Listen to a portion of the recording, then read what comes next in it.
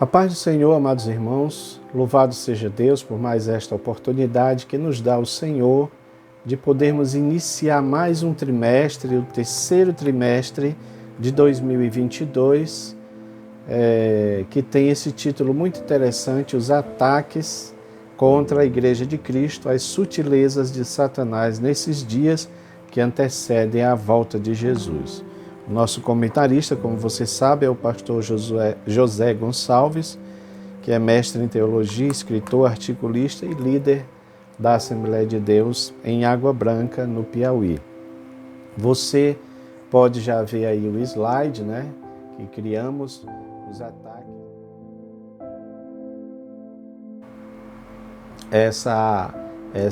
Esse slide que você está vendo aí, nós colocamos a ideia de um camaleão, porque o tema é as sutilezas de Satanás. Então, sutileza é aquilo que é muito escondido, que é oculto, e que vem vestido de um engano. No caso, o camaleão, porque ele se adapta, não é, ao meio, a cor dele muda, em relação ao meio em que ele está, exatamente para produzir este engano, tá bom? Então, por isso que nós fizemos essa arte aí desta forma, ok, meus amados?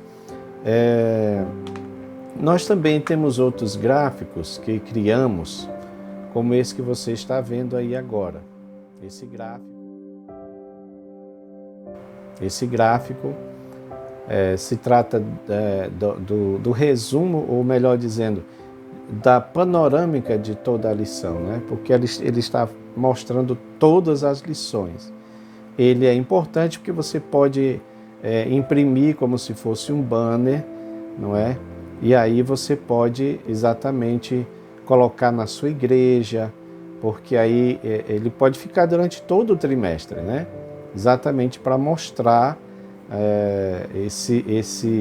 cada uma dessas lições, o que é que a gente está estudando, porque são lições importantíssimas, irmão. Nós estamos estudando aí sobre apologética, sobre defesa da fé, que é um tema que é importante, mas infelizmente ele não tem uma certa regularidade. Se você for olhar aí, eu acho que mais de 7, 10 anos aí, que não foi tratado um tema dessa envergadura, e é importante porque nós estamos vivendo esse período desse ataque à Igreja de Cristo. Então, está aí as 13 lições, onde você pode fazer um banner, você pode imprimir grande como se fosse um gráfico, e aí você coloca na igreja para ficar lá, para os irmãos irem acompanhando.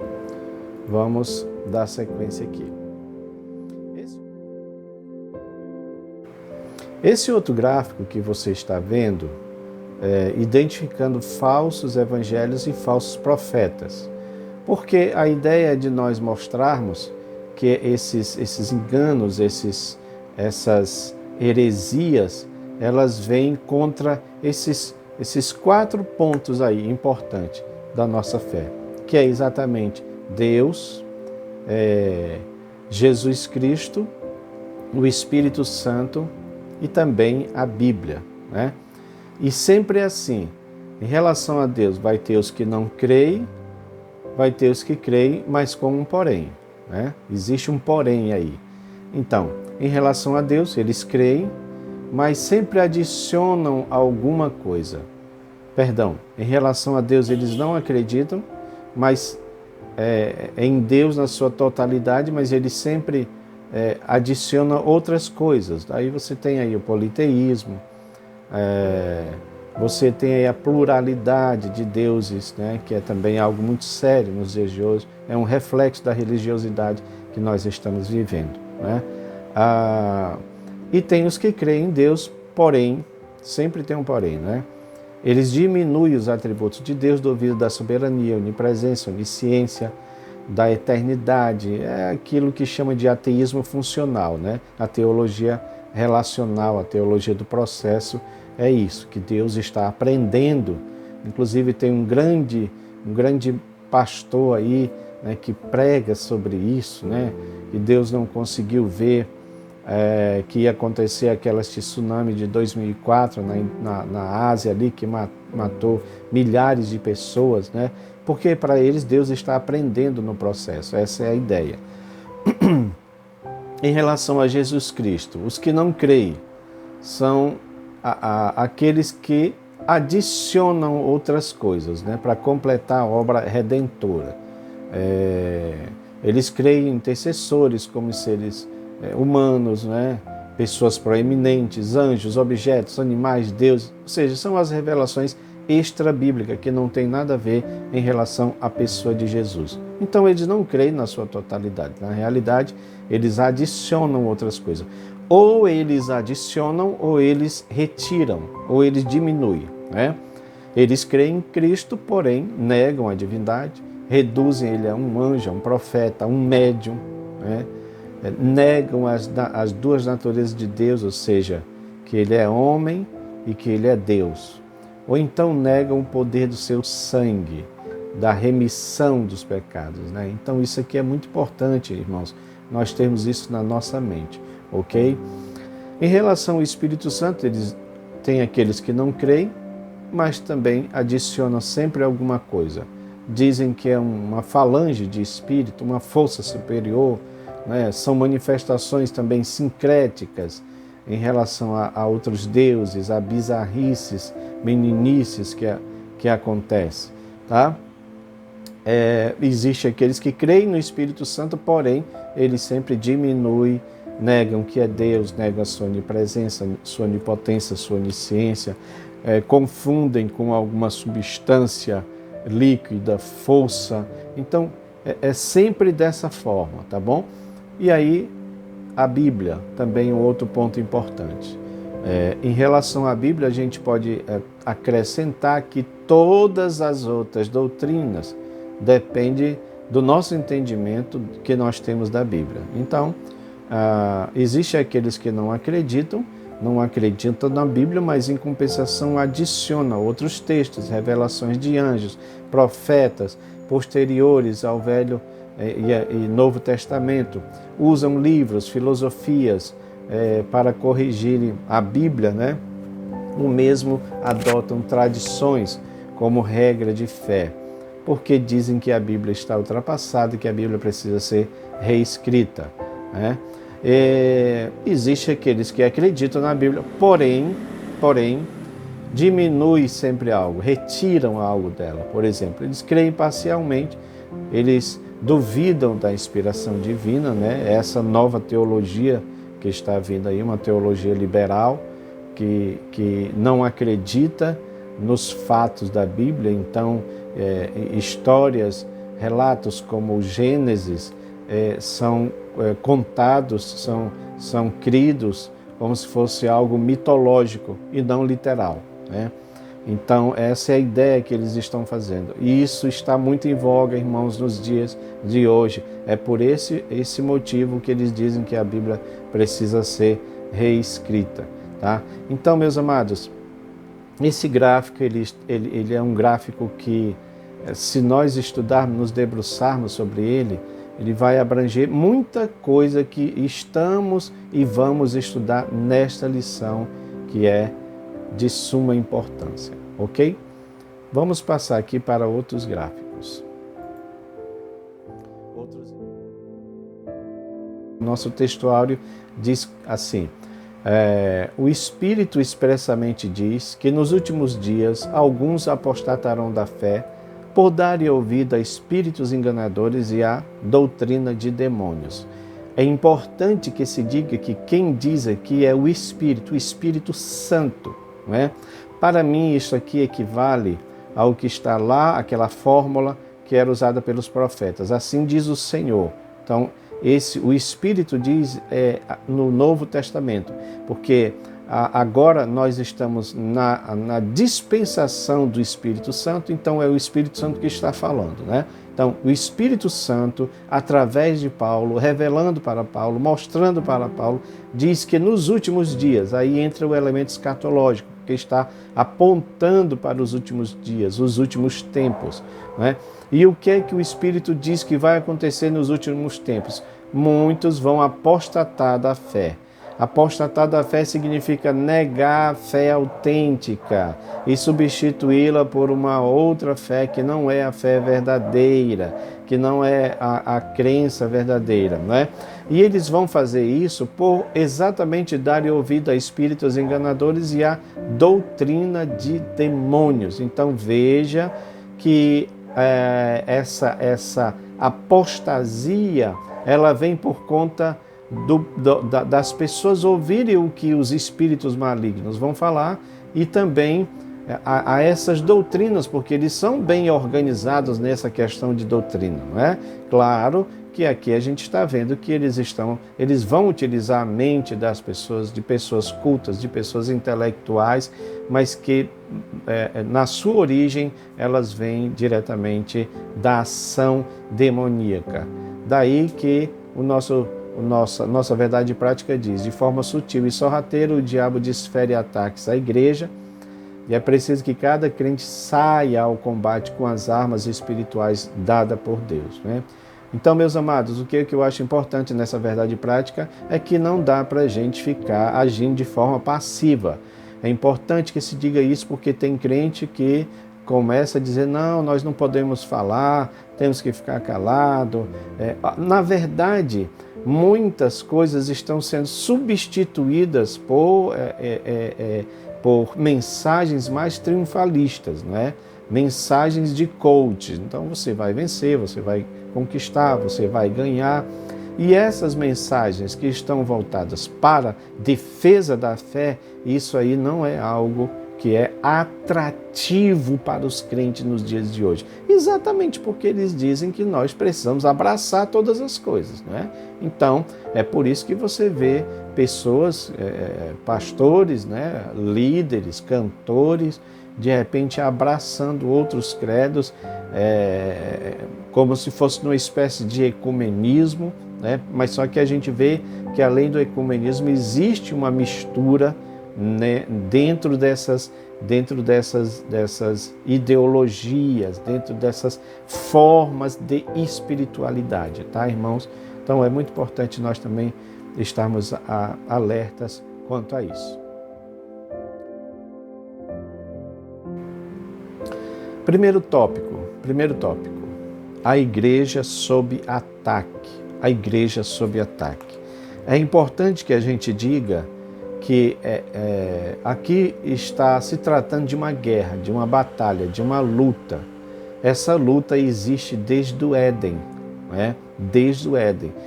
Gênesis 3,15 deixou muito claro, o Senhor deixou muito claro em relação a isto.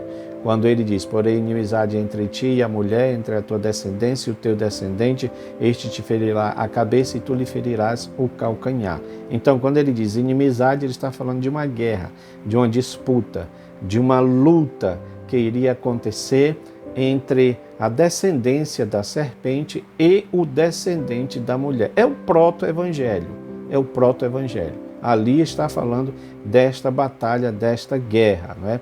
E você vê que a intenção do diabo sempre foi de impedir a vinda daquele que iria esmagar a cabeça dele, a cabeça da serpente, porque a serpente ali, claro que está se referindo ao diabo. Não vamos entrar aqui, não é, em discussão se Satanás se materializou naquela serpente, se Satanás simplesmente possuiu o corpo daquela serpente. O fato é que houve uma interferência, tá bom, de Satanás naquele jardim com aquele animal e que ele verbalizou, ele tentou a mulher, né? E dessa tentação começou então essa guerra sendo travada, porque ali Deus já estava prometendo que viria aquele descendente da mulher que iria esmagar a cabeça da serpente, né? Então você vê que logo em seguida você tem a figura de um Caim matando o seu próprio irmão,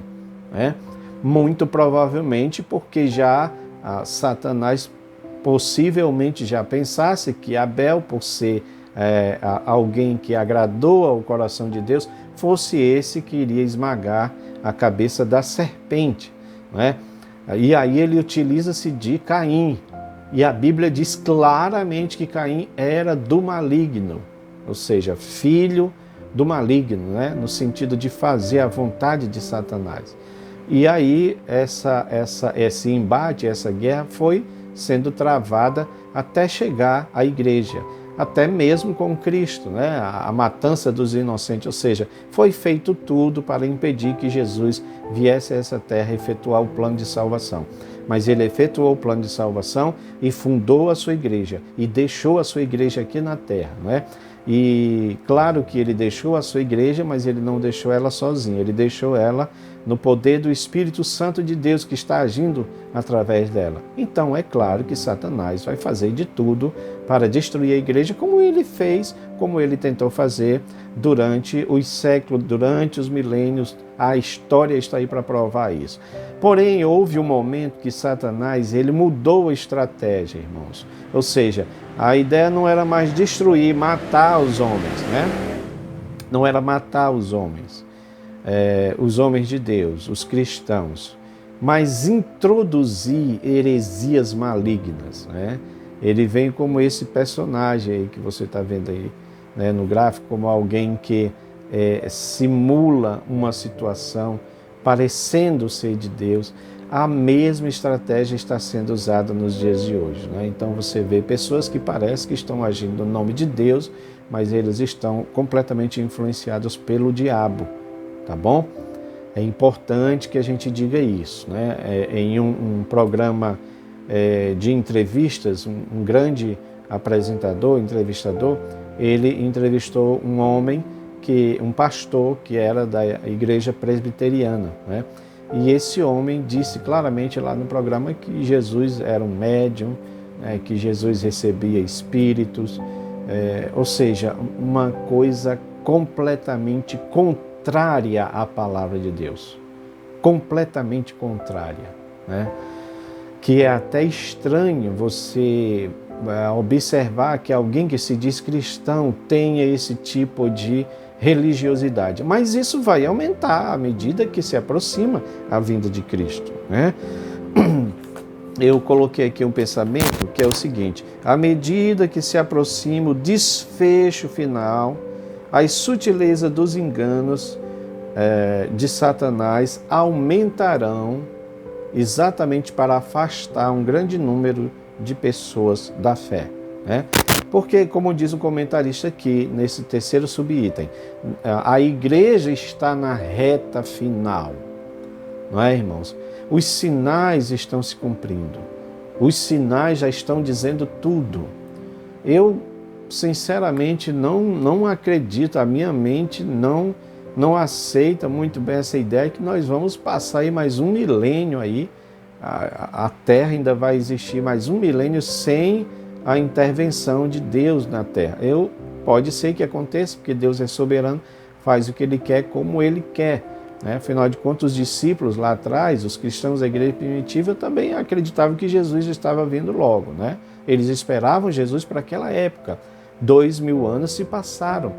Mas eu não tenho muito essa esperança que nós vamos demorar muito tempo, dado os sinais que estão acontecendo no meio da sociedade, no mundo em que vivemos. Então, irmãos, isso nos leva a crer que a igreja está na reta final. Está na reta final, né? E é claro que Satanás ele é como aquele animal acuado, mas que ele tem um raio de ação para agir. Ele sabe que vai perder essa batalha, está tudo profetizado, ele tem consciência disso, mas ele vai agir dentro do tempo que Deus deu, né? Que isso é até uma coisa que a gente imagina, mas por que Deus faz isso? Deus faz isso para que o homem demonstre o que ele tem dentro de si, né? Se tem mesmo aquele desejo de servir a Deus, né? Ou se ele vai dar lugar à sua carne, à sua carnalidade, e aí, é claro, o homem vai fazer o que ele quer, que é exatamente isso que está acontecendo nos dias de hoje. Irmãos, nós estamos vivendo num tempo em que a sociedade realmente ela está tirando Deus da equação dos problemas para que o homem volte a imperar. É mais ou menos aquela ideia lá do iluminismo, aquela ideia lá do humanismo, né? Da ciência procurar dar resposta para todos os problemas da sociedade. É assim que nós estamos vivendo, né? Então, nós estamos de fato nesse final. E aí você tem aí o segundo ponto, a natureza do ataque. A natureza do ataque. Esse ataque é de natureza espiritual, né? Como é esse ataque? É espiritual. Porque nós estamos lutando com seres espirituais, né? A figura de um diabo, de um Satanás, de demônios, ela desde o Antigo Testamento é mostrada para nós. Mas ela ficou muito mais bem especificada no Novo Testamento com Jesus, que veio para desfazer as obras do diabo. Então, nós temos um inimigo e esse inimigo precisa ser conhecido. Conhecido não no sentido como às vezes muitos fazem, não é? De dar ênfase ao diabo, mas de conhecer as suas estratégias. Você não vai para uma batalha sem conhecer o seu adversário. Um lutador que vai para uma disputa com outro adversário, ele vê os vídeos, ele procura conhecer o seu adversário, os pontos fracos, os pontos fortes, sempre é assim. Então a igreja precisa conhecer que nós estamos numa guerra espiritual contra principados e potestades, contra príncipes dominadores, nas regiões celestiais que Paulo fala em Efésios 6. Então é uma guerra espiritual. E essa guerra espiritual não é na carne, não é na força de arma, não é na força do braço, é espiritual que ela é vencida. Por isso que no texto que eu citei agora, de Efésios 6, Paulo nos dá uma forma de vencer, que é exatamente nos armando com as armas da nossa guerra. Então ele vai falar, ele diz aí claramente, né, todas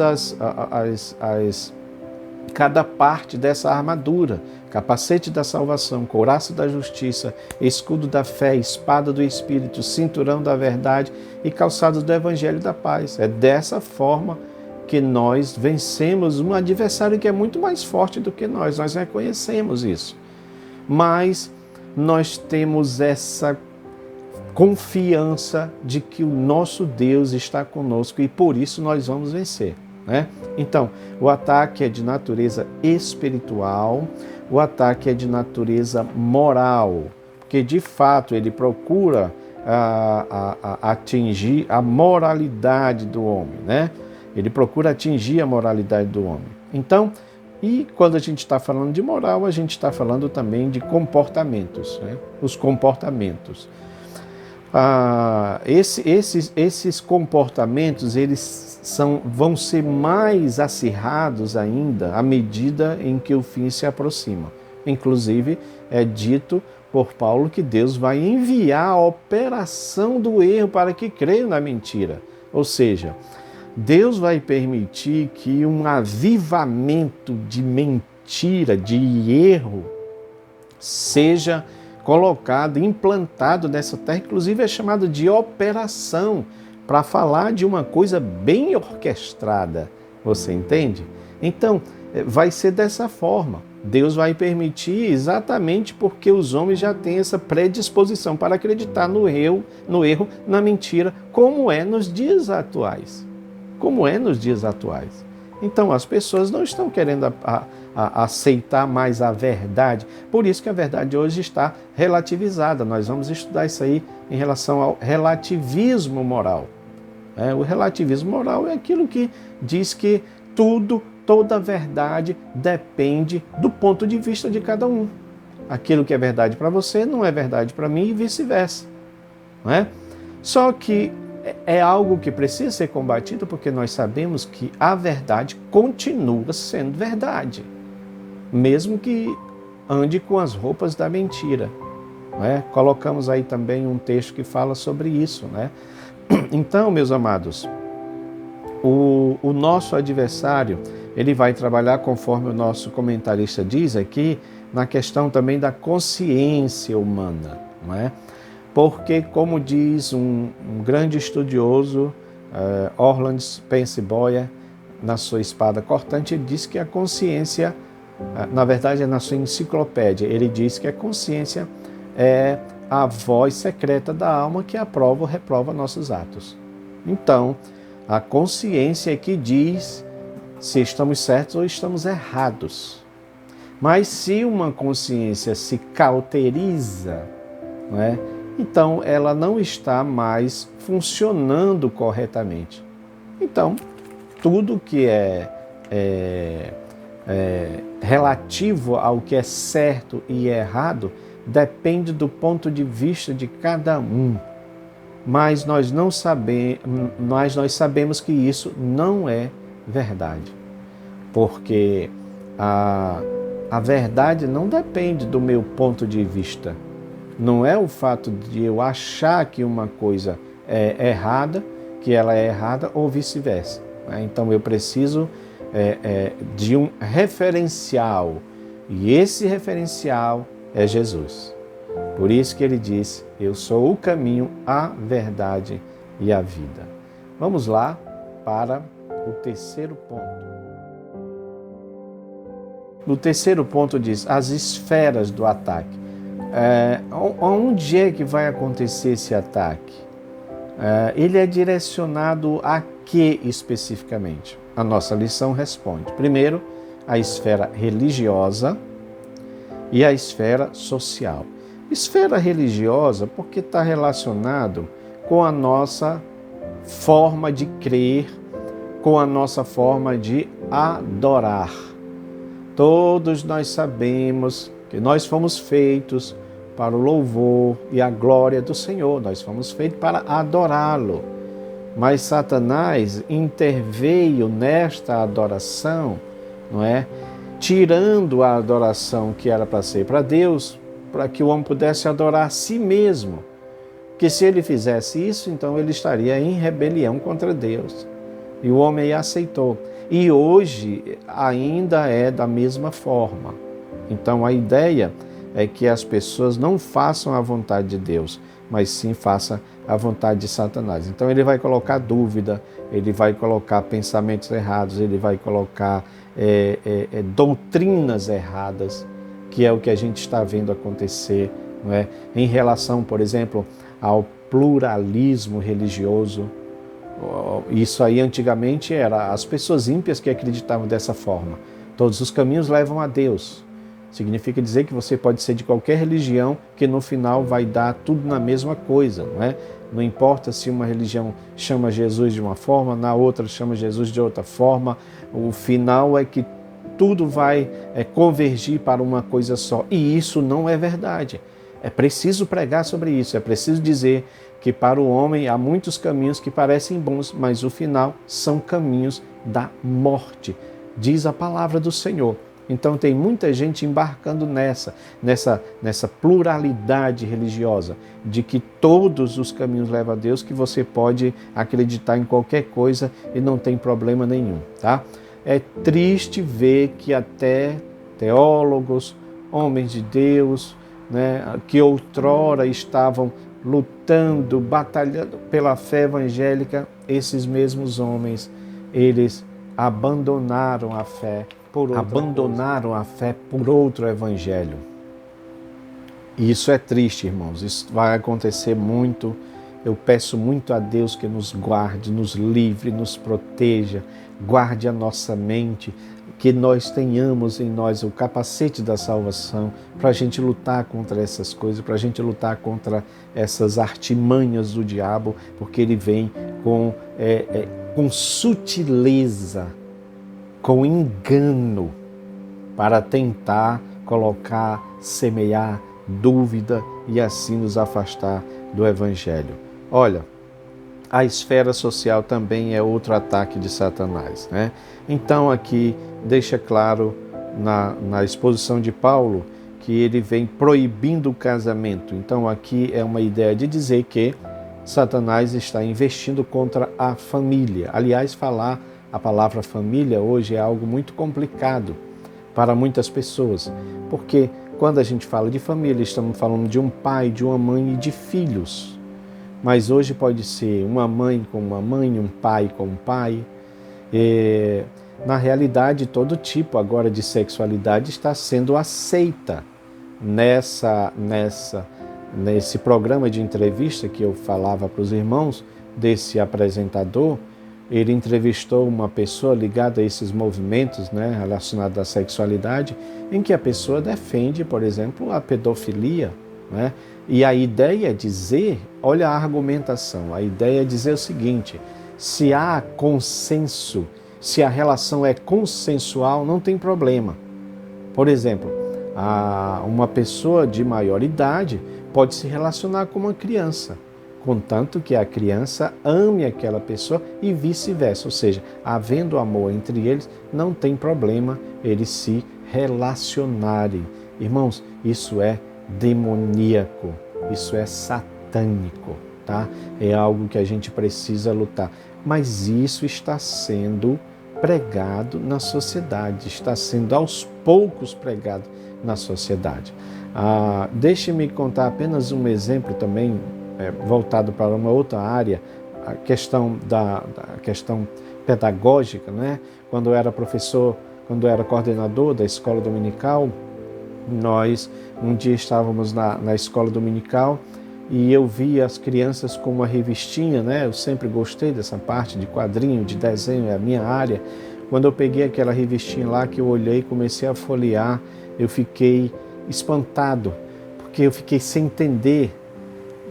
Era como aquela história do cavalo de Troia, quer dizer, o inimigo entrando dentro do nosso terreno de forma disfarçada. A história simplesmente contava sobre o evolucionismo para a criança. Inclusive tinha aquela ilustração clássica, né, do macaco e se transformando até chegar no homem. Então eu questionei a professora que estava dando aquelas revistinhas e ela disse: não, mas eles não, tem alguns que não sabem ler, então eles não vão entender. Eu disse para ela: irmã, é preciso entender que o desenho é linguagem universal. Então a pessoa pode não saber ler palavras, letras, mas ele vai saber ler imagens. Essa imagem vai ficar na mente dessas crianças. Vamos recolher essas revistas aí e tirar isso imediatamente da visão dessas crianças. Então veja que a coisa pode acontecer até dentro da nossa própria escola dominical. E a gente precisa estar atento, né?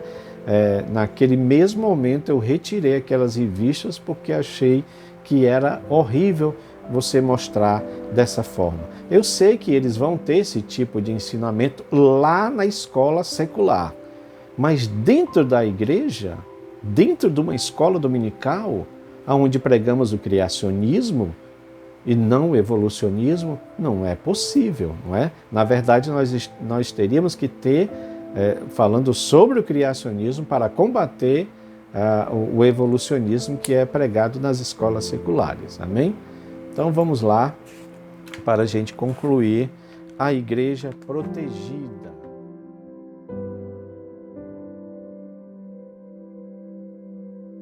Meus amados, apesar de toda essa batalha, de toda essa guerra, de toda essa luta de Satanás contra a igreja do Senhor, nós precisamos ter em nossa mente algo que é fundamental. O nosso Cristo, ele disse que as portas do inferno não prevalecerão contra a minha igreja, diz o Senhor. Isso foi uma promessa que Jesus fez. Agora, é importante que ele morreu, ressuscitou, foi elevado às alturas, mas enviou o seu Espírito, que está conosco durante esses mais de 2000 anos.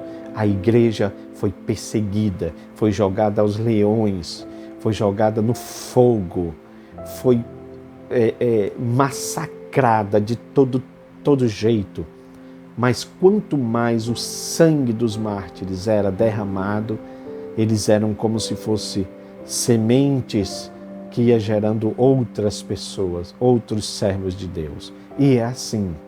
Hoje tem países comunistas, países ditadores que não aceitam a fé cristã, que torturam, que matam. Mas é interessante que quanto mais essas pessoas, esses líderes malignos fazem isso, a igreja nesses lugares cresce e o fervor é ainda maior. Meus amados, só tem uma forma de nós permanecermos firmes nessa igreja que está firmada na rocha. E a rocha é Cristo, conforme diz Paulo. Todos se alimentaram de uma rocha, e a rocha é Cristo. Cristo é a água, porque Ele é a palavra, é o Logos, mas Ele é também o fundamento. Ele é essa pedra grande, essa rocha grande que nos dá a firmeza e a convicção de que a igreja pode ser atacada, combatida por todos os demônios do inferno, mas ela nunca vai ser destruída, porque foi Cristo quem fez a promessa e foi Cristo que morreu por ela. E o Espírito Santo está preparando a igreja para este casamento. Mas a gente precisa fazer a nossa parte. E a nossa parte é exposição da palavra de Deus. A palavra de Deus precisa ser pregada de maneira expositiva. Isso é algo que está faltando nos nossos púlpitos. Especialmente nós pentecostais, especialmente nós da Assembleia de Deus, porque a gente gosta muito de pregação em que a pessoa está ali gritando, berrando, falando muitas vezes frases que são chavões para inflamar o povo. Mas quando você pergunta o que foi aprendido, a pessoa não sabe dizer, porque não teve nada de conteúdo. Não teve conteúdo, teve muito emocionalismo, mas não teve conteúdo. Meus amados, isso nós precisamos corrigir esse erro. Há um pregador aí famoso que ele, depois de uma pregação, isso ele mesmo diz, está nos áudios, nos vídeos, eu vi ele falando isso. Então ele terminou a pregação e perguntou para um jovem: o que é que você achou da mensagem? E o jovem disse: pastor, eu nem sei o que o senhor pregou, porque era tanto poder de Deus que eu não me lembro o que foi que o senhor pregou. Veja, irmãos, receber poder de Deus é importantíssimo, mas a gente precisa fazer isso com inteligência, com sabedoria, não é? Orarei com o Espírito, mas orarei também com o entendimento, diz Paulo. Nós precisamos corrigir essas coisas. O bom é quando a palavra de Deus é exposta com sabedoria, com unção, e o Espírito Santo está ali agindo nos corações. Sabe, eu gosto muito de Jesus no caminho de Emaús com os discípulos. Jesus não berrava, Jesus não gritava, mas quando ele falava, porque era o verbo de Deus falando, quando ele falava, o coração daqueles homens ardia. Isto é avivamento, isto é poder de Deus. Quando a palavra de Deus é pregada, é ensinada e você sente que o Espírito Santo está se movimentando ali naquele meio.